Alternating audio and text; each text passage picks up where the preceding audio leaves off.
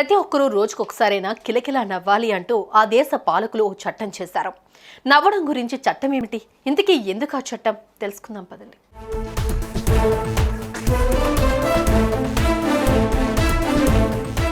నవ్వు 4 విధాల చేటు అన్నది పాత నానుడి. నవ్వు 40 విధాల గ్రేటు అన్నది నేటి సూక్తి. నవ్వడం అన్నది ఓ యోగంగా అప్పుడెప్పుడో పెద్దలు తేల్చేశారు కూడా. నవ్వకపోవడం ఒక రోగం అంటూ వారు తేల్చేశారు కూడా. ఇప్పుడు ఈ విషయాన్ని ఓ చట్టం రూపంలోకి తీసుకొచ్చింది. జపాన్లోని యమగట రాష్ట్రం ప్రతిరోజు అందరూ నవ్వాలని, కనీసం రోజులో ఒక్కసారైనా నవ్వటాన్ని తప్పనిసరి చేస్తూ చట్టాన్ని తీసుకొచ్చింది. ప్రజల్లో శారీరక మానసిక ఆరోగ్యాన్ని పెంపొందించాలన్న సదుద్దేశంతో ఈ చట్టం తీసుకొచ్చామంటూ వివరిస్తోంది. తాజాగా ఈ చట్టానికి సంబంధించిన ఆర్డినెన్స్ ను జారీ చేశారు. దీంతో ప్రపంచవ్యాప్తంగా ఈ వ్యవహారం ఇప్పుడు చర్చనీయాంశంగా మారింది.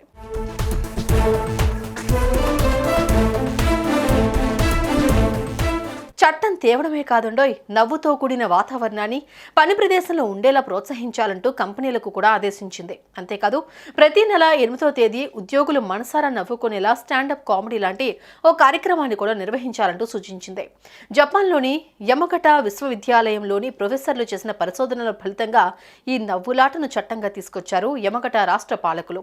నిత్యం చక్కగా నవ్వుతూ ఉండేవాళ్ళు మెరుగైన ఆరోగ్యం పొందుతారని, వారిలో రోగనిరోధక శక్తి పెరుగుతుందని, ఇది వారి జీవిత కాలాన్ని మరింత పెంపొందిస్తుందని యమగట యూనివర్సిటీ ప్రొఫెసర్లు కనిపెట్టారట.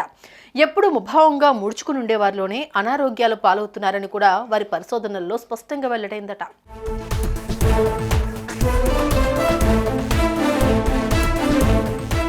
అయితే ఈ చట్టాన్ని ఆ రాష్ట్రంలోని కొందరు రాజకీయ నేతలు తీవ్రంగా వ్యతిరేకించారు. తమ వ్యక్తిగత కారణాల వల్ల కొంతమంది నవ్వలేకపోవచ్చని, ప్రభుత్వం తీసుకొచ్చిన ఈ చట్టం వారి మానసిక స్థితి మీద ప్రతికూల ప్రభావాన్ని చూపే అవకాశం ఉందంటూ వారు వాదిస్తున్నారు.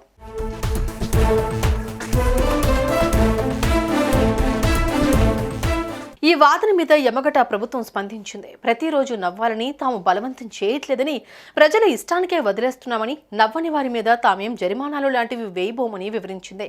ప్రజలు నవ్వితే ఆరోగ్యంగా బతుకుతారన్న అంశంపై అధ్యయనం చేసి దాన్ని చట్టంగా మార్చే వరకు అక్కడి ప్రభుత్వం వెళ్లడం చూస్తే ప్రజా సంక్షేమం పట్ల జపాన్లోని ప్రభుత్వాలు ఎంత లోతుగా ఆలోచిస్తున్నాయన్నది మాత్రం వెల్లడవుతోంది.